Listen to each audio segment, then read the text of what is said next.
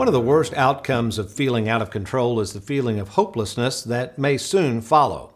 Take the recent suicide of award-winning singer Naomi Judd, a person whose fame and fortune should have provided her that wonderful feeling of being in control, yet apparently left her instead with the dreaded feeling of being hopeless. Prior to calling it quits, Miss Judd had this to say about her journey here on earth. My life was filled with interesting people, different scenery, new things to learn, and exhilarating events.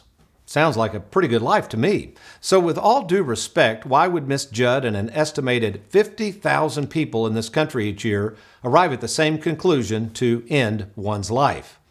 Now, before someone watching this show thinks I'm being insensitive to the issue of suicide, I'm not. I'm well aware of the devastating effects of mental illness and a lack of hope that it generates, as many in my family committed their lives to helping those suffering from this feeling of being out of control. My father, who ran a large mental health agency, a brother who for more than 35 years dedicated his life to others as a drug and alcohol counselor, and today a son who works full-time as a psychiatric nurse practitioner, all understood the dire results of hopelessness brought about by mental illness. In fact, one of the reasons I pursued and received a degree in psychology back in 1983 was my intent on entering the mental health field as a counselor to those in need. I guess in some ways I've fulfilled that goal as I do my best to provide hope to savers in regards to their money and their retirement. So why would someone who appears to have the world by the tail, someone with a life apparently filled with vast amounts of pleasures and opportunities, lose hope in the future? Well, in my humble opinion, the root cause of this hopelessness is this: we expect so much of a world that in the end offers so little.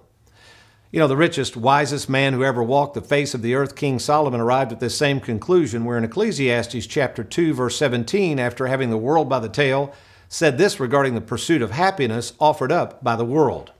So I hated life, for the work which had been done under the sun was grievous to me, because everything is futility and striving after wind.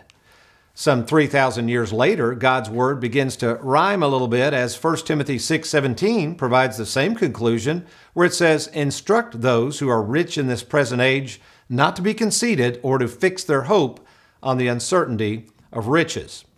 So if the goal of the pursuit of things of the world leads to hopelessness, what can we who claim to be followers of Jesus Christ do to put more pep in our step and more joy in our hearts? Well, two things we can do. Take the advice of King Solomon, as found in Ecclesiastes chapter 3, verses 12 and 13, where he says this: "I know that there is nothing better for them," that's you and I, "than to rejoice and to do good in one's lifetime. Moreover, that every man who eats and drinks sees good in all his labor. It is the gift of God." Well, that sounds pretty easy enough to me, so let's turn to the second ray of hope as we finish the rest of the verse found in 1 Timothy 6:17, providing the ultimate path of enjoyment during this lifetime. Let's read it again. Instruct those who are rich in this present world not to be conceited or fix their hope on the uncertainty of riches, but on God, who richly supplies us with all things to enjoy.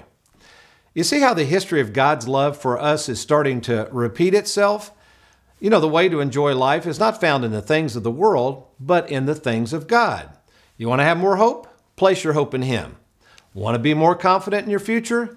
Place your confidence in Him. And finally, you want to feel more control?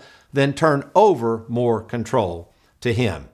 You do that, my friend, and I assure you that your confidence and your feeling of more control will soon return, and you can take that to the bank.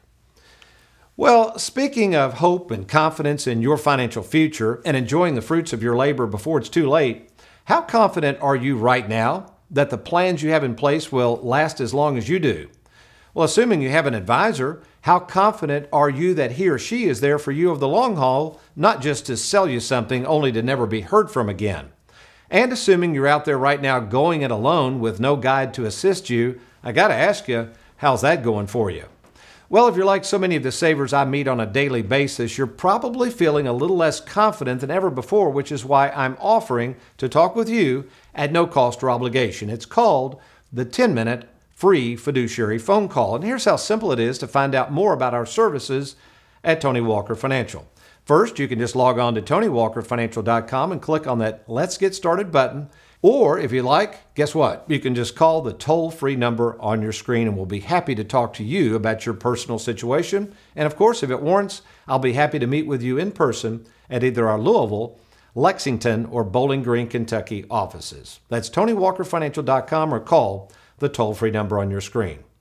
Well, guess what? We got a really cool show planned for you next week, and it's called There Are No Stupid Questions. And I think the title sums it up really well in terms of how we're supposed to deal with a know-it-all financial world that doesn't know the hearts and minds of savers. But you remember, between now and next week, if all else fails, you be worry-free. Make it a good one.